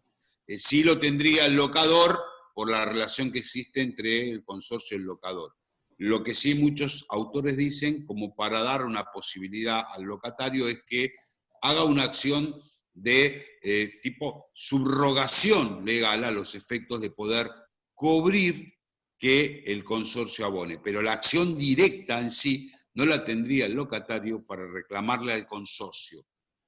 Ahí hicieron dos observaciones en cuanto al domicilio electrónico que hace referencia a la ley. La ley hace referencia a domicilio electrónico, pero si las partes de común acuerdo, porque prima la voluntad de las partes, dispusieron que en vez de domicilio electrónico van a ser válidas las notificaciones que se cursen a determinado número de WhatsApp, con el mero envío del WhatsApp que me están mencionando, yo considero que no podríamos negárselo en un proceso ejecutivo. No ha sido planteado, pero hoy por hoy, y más en esta situación, tribunales han dispuesto que notificar medidas cautelares mediante WhatsApp, si bien es en el ámbito de familia, se han habilitado. Si surge del contrato que pactaron que las intimaciones o las comunicaciones referidas al contrato de locación se iban a hacer mediante WhatsApp, para mí sería plenamente válido. Lo mismo me decían, ¿cómo sé yo si recibió el correo electrónico? Si yo pacté en un contrato de locación que me iban a poder notificar a un correo electrónico y me envían una notificación y automáticamente cuando no es recibida la notificación nos llega otro mensaje al correo que dice que falló. Pero si la enviamos, si no la leyó, es problema del que no la leyó. Se fijó en el contrato de locación, el contrato es ley para las partes, y salvo que haya ocurrido alguna situación extraordinaria, no podría, la mera negativa de no haber recibido esta intimación o este correo, considero que no sería válida, ¿no? No sé, Fabián, vos qué opinás. No, por supuesto. Estamos hablando siempre extrajudicial. Sí, porque muchas veces se está el dijo, domicilio constituido, claro, y todo va al domicilio constituido, ¿no? en el debate también se dijo que este tema es sobreabundante, porque, digo, cuando dice la ley en ese aspecto, además, ¿eso qué significa? ¿Que necesariamente tengo que tener un domicilio físico establecido en el contrato para fijar uno electrónico? No, si es facultad de las partes. Lo puedo hacer como que no. Lo que sí hay que ver también, por eso insisto con esto, que tenemos que tener abierta la cabeza y no un rigorismo formal, porque así no se construye el derecho, es la realidad. Y hoy, evidentemente, como también puse en la órbita el tema de la prueba en el proceso ejecutivo, que hace años atrás se decía, ¿cómo? No se puede abrir la prueba, porque está claro, es un título ejecutivo, que no se puede discutir la causa. Bueno, lo que le estoy diciendo es que hoy todo lo que hace a las redes sociales, al sistema electrónico, digital, ¿quién iba a pensar que un juez hoy iba a firmar sus sentencias o resoluciones por medio de firma digital? Que no iba a haber más un expediente en formato papel, sino que es digital, que para el abogado nos cuesta, uno que ya está entrado en años, ustedes que son la mayoría todos jóvenes, ¿cómo iban a pensar? Y sí, y pasó. Y uno tiene que adaptarse y tener esa cabeza abierta. Por eso digo, ¿por qué se habla de pueden además? Es facultativo. El tema es que no hay que confundirlo con los artículos que me hablan de un domicilio real y de un domicilio legal. Lo que sí, ese domicilio electrónico no va a tener viabilidad en lo que es un proceso judicial. ¿Se entiende eso? Hay un temita también, Paz, que hablabas de los que hacen a los gastos y demás, que vos explicaste muy bien, y para que quede también algo coherente, es, yo que estoy a cargo, alquilé un departamento sometido al régimen de propiedad horizontal. Las expensas, bueno, en Mar del Plata, no era común que el inquilino se haga cargo de las expensas. Sí lo era en Capital Federal.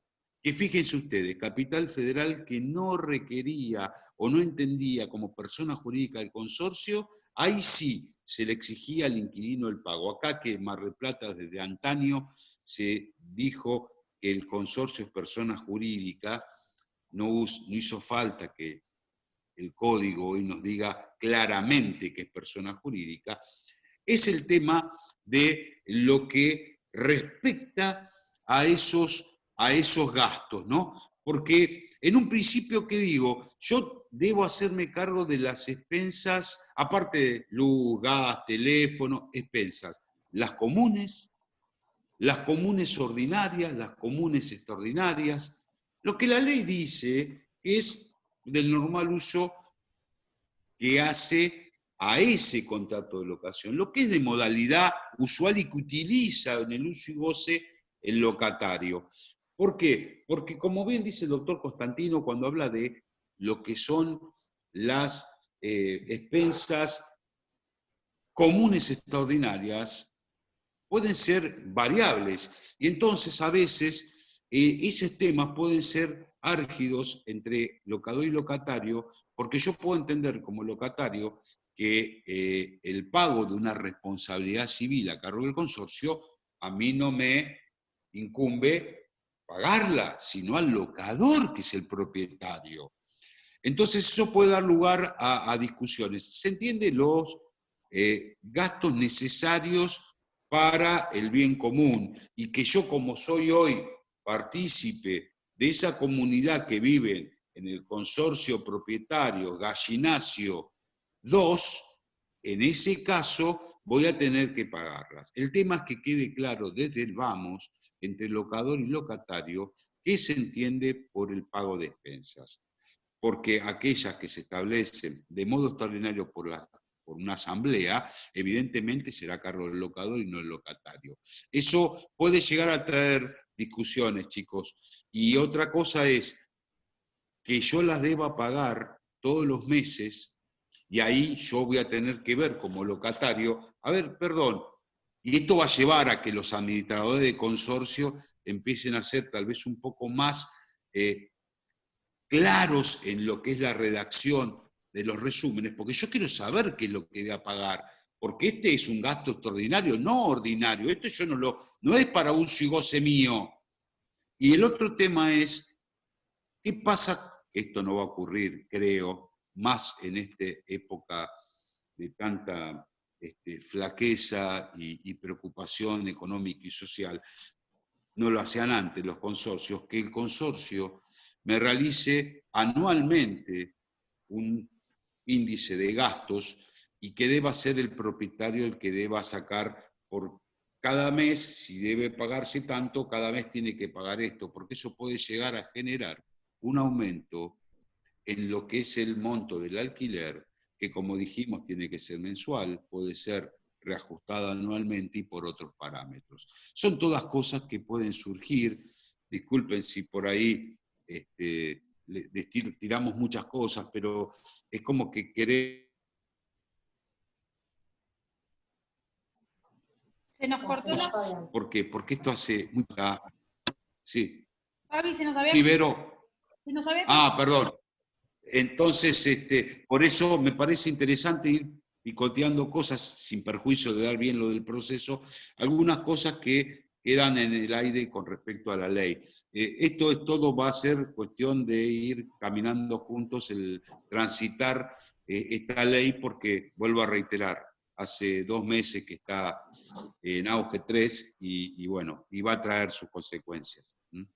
Lo último que quiero mencionar, porque veo que se armó casi un mini debate en el chat, es en cuanto que la ley es totalmente clara que dice domicilio electrónico. Domicilio electrónico no es un correo electrónico. Hay diferencias y diferencias sustanciales.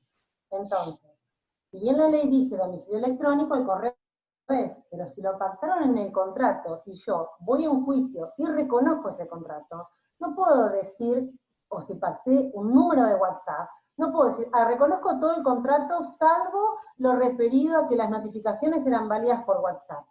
Iría en contra de tus propios actos y no hablaría de buena fe, y el contrato es ley para las partes. Si bien la ley no menciona el WhatsApp, las partes lo pactaron y lo pusieron, después no puede decir, no, este teléfono no soy el titular, ofrezco prueba. Entonces, ¿para qué pactaste que las notificaciones se iban a cursar en ese número telefónico? O puede ser que lo cambiaste. Bueno, la buena fe por de buena fe tendrías que haber comunicado por un medio fehaciente, por otro, obviamente, a la contraparte que cambiaste el teléfono móvil. Entonces, siempre que esté pactado y se reconozca el contrato, es válido.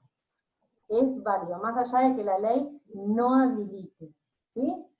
¿Quedó claro? Sí, eso también hace paz a la buena fe procesal. Exacto. Porque ahí decía muy bien esa autonomía de la voluntad. Por eso cuando comenzamos el diálogo, yo les dije, ¿es de orden público o no? Y en principio, si tomamos en consideración la ley como un acceso digno a vivienda y de garantía constitucional, podemos decir sí, pero hay normas que no es en general, sino hay normas precisas, el tema de los plazos, los ajustes, eso sí es orden público, pero otras son normas imperativas y otras son normas donde entra a jugar, como bien puso recién la persona, no pude llegar a ver el nombre, la autonomía de la voluntad, pero también eso conlleva a la buena fe procesal, que también no lo tenemos en el Código de Procedimientos nuestro, sí lo tiene el Código de Procedimientos de Nación, y sería interesante que nuestro código lo empiece a manejar, ya que no tenemos una reforma del código, pero se van adicionando algunas cuestiones para mejorar y que se van incluyendo. Necesitaríamos una reforma del Código de Procedimientos de la provincia de Buenos Aires, el tema de la conducta de las partes en el proceso, que si bien no está hoy, por otra normativa y porque está a la luz, uno a veces puede contemplar a los efectos después de llegar a la verdad objetiva, también ver cómo se comportan las partes en el proceso. No sé si quedó alguna duda, espero no haberlos cansado. Lo último que podemos mencionar, Fabi, si te parece, bueno, obviamente nos faltó toda la parte de ejecución de esa sentencia. Sí, pero, no llegamos, no se puede. Claro, los intereses, que sé que es un tema concurrente, los intereses ustedes saben que pueden pactarlos libremente las partes. Si las partes no pactaron los intereses, tendríamos que ver si hay alguna normativa que diga cuáles son los intereses aplicables en un contrato de locación. No hay una normativa que disponga cuáles son los intereses aplicables, por lo tanto los debería determinar el juez. Siempre están pactados, no solamente los intereses, sino la cláusula penal, que es como una sanción para el caso de incumplimiento, y todo eso recién se va a ver en la sentencia. Si no hay intereses pactados, lo que se aplican es la tasa pasiva. Ustedes pueden pactar libremente los intereses que quieran, pero no se olviden que el juez, al tiempo de la liquidación, si ve que los mismos son excesivos, puede morigerarlo. No nos olvidemos que la mayoría de los procesos ejecutivos de cobro ejecutivo de alquileres que tenemos son de vivienda. La gente, le diría que un 80%, no es que no paga porque no quiere. No creo que nadie no quiera pagar el lugar donde vive. Entonces, por ahí se le imponen intereses, tasa activa, cláusula penal. Si hay otra cosa dando vuelta, piden indexación de la deuda. Piden un montón de cosas que está bien, se pactaron, pero es como hablaba Fabián, la mayoría de las veces es un contrato casi de adhesión, no hay mucha voluntad de partes, por lo menos del lado del inquilino. Entonces, ustedes pueden pactar los intereses que consideren, deben solicitarlos, por supuesto, en el escrito de inicio, si no el juez no se los va a dar, pero ello puede ser morigerado en el momento de la liquidación, si el juez ve que son excesivos o exorbitantes o contrarios a la moral, porque ya no sabemos qué es la moral en cuanto a lo económico, porque había un desfasaje gigante, pero el juez puede morigerarlo. Sí, en esto también hay que ser claro y preciso, vuelvo a reiterar. Uno también tiene que conciliar la realidad social que está alrededor. El juez encerrado en sus cuatro paredes, no, pero tiene que estar concentrado. Concentrado es estar presente en la realidad que hoy nos toca vivir. Y entonces uno tiene que sacar y crear sin, por supuesto, violentar la ley. Al contrario, uno siempre en eso tiene que ser claro y preciso, pero sí tratar de resguardar el abuso del derecho, pero también el equilibrio, ¿no? Y a veces ver cuáles son los intereses correspondientes. Por eso también el tema de la tasa pasiva VIP me parece que vino a poner un manto de algo de equilibrio y equidad, porque antes la tasa pasiva era muy poca y uno tiene que ver también de un lado y de otro. No sé si hay alguna otra pregunta, no queremos expandirnos más por el tiempo, ya pobres no deben estar ni concentrados ya lo que hemos hablado, pero si hay alguna duda, también el ofrecimiento para alguna otra oportunidad, agradecerles y dejarles, como siempre, un mensaje. No se olviden de los mandamientos de Couture. Siempre los tengo presentes. Será porque uno tuvo maestros importantes, Morelo, doctor Constantino, el doctor del Cerro, el doctor Novelli, que siempre machacan en lo mismo. Qué oportunidad que tenemos todos y qué alegría de ser abogados. No se olviden eso jamás. Una profesión digna, pero siempre manteniendo, lástima que en la facultad, ojalá, creo que hay un proyecto para que esté nuevamente, una materia que era ética de la actuación profesional, porque nos va a hacer mejores y más grandes abogados, pero nunca se olviden, traten de conseguirlo, si no me lo piden yo lo tengo, los mandamientos de Couture, porque eso es lo que les va a hacer cada vez mejores profesionales. Simplemente eso, y bueno, esperando si hay alguna duda, y bueno, estar al servicio de ustedes juntamente con la doctora Paz, que la verdad un lujo, y uno a veces mantiene esta juventud, no física, pero sí de adentro, porque tengo 3 grandes manos derechas, y por eso he jugado 15, siempre está ahí. Primero porque uno a veces también es muy exigente, pero tengo 3 más colaboradores junto con la doctora, son 4, que me acompañan siempre y discutimos, y siempre al servicio de la justicia, que eso hay que tenerlo siempre, los jueces tenemos que tener en claro, y no olvidarnos de la realidad. Cuando el juez se cierra en sus 4 paredes, se olvida de lo que es la realidad jurídica, que hoy es muy necesario tenerla en cuenta. No sé, Vero, si colmamos las expectativas, si hay alguna otra duda. Dudas las han contestado todas las preguntas a medida que las fueron haciendo. La verdad que agradezco que se pongan a disposición, pero ya están comprometidos.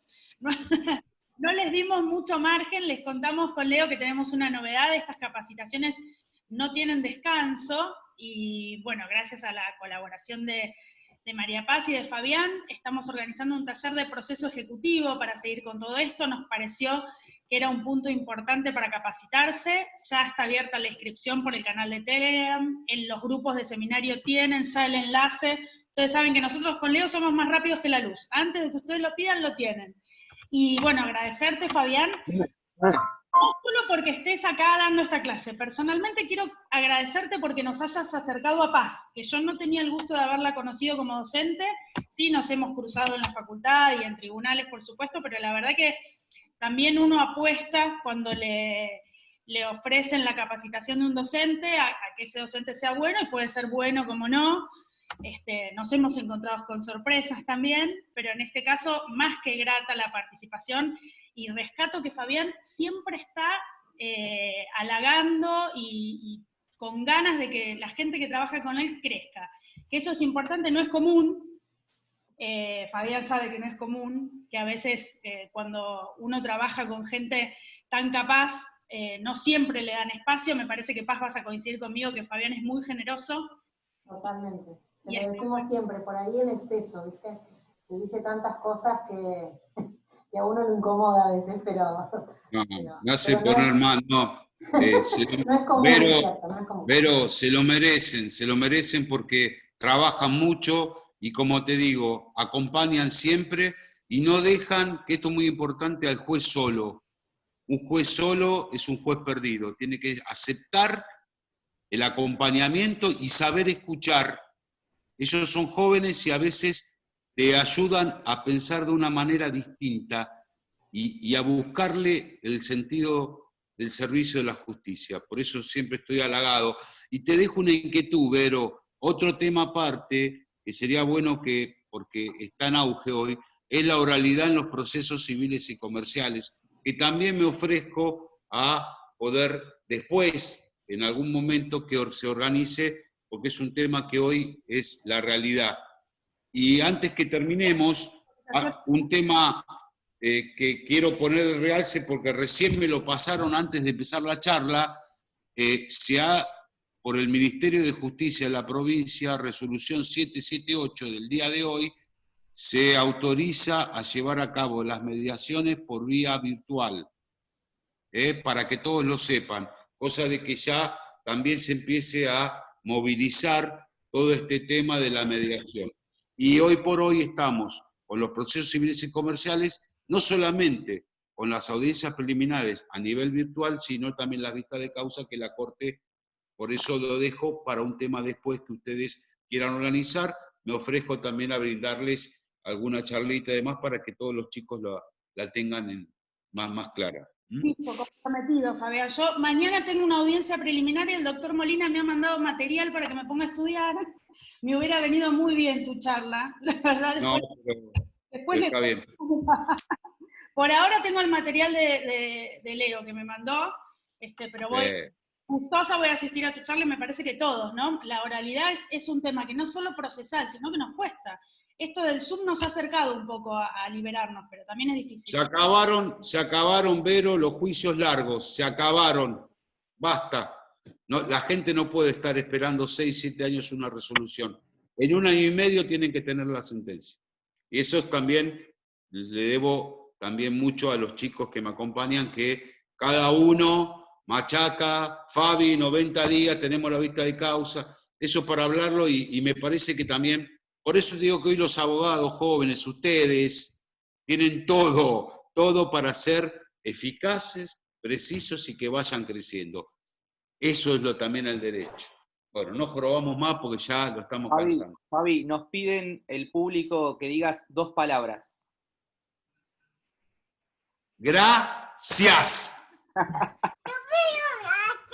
Buenas noches para todos, los esperamos en las próximas capacitaciones que van a estar Paz y Fabián dándonos una mano con eso, ¿sí? Gracias, hasta luego. Buenas noches para todos. Gracias. Buenas noches. Buenas noches, excelente. Chao. Adiós. Chao, hasta luego. Un gusto. Hasta luego, gracias. Buenas noches y muchas gracias. No, olvídate era la frase que le pedíamos. Olvídate. No, bueno, pero no. Gracias, es también una forma de ustedes retribuirlos y no cansarlos. Gracias por escucharnos, gracias. Un lujo, doctor, gracias. Gracias a ustedes, por favor. Gracias. Muchas gracias, doctor, doctora Vero, un placer como siempre. Muchas gracias. Buenas noches. Chao, gracias. Chao, Berito, nos vemos. Chao, Fabi, gracias. Gracias a todos, nos vemos.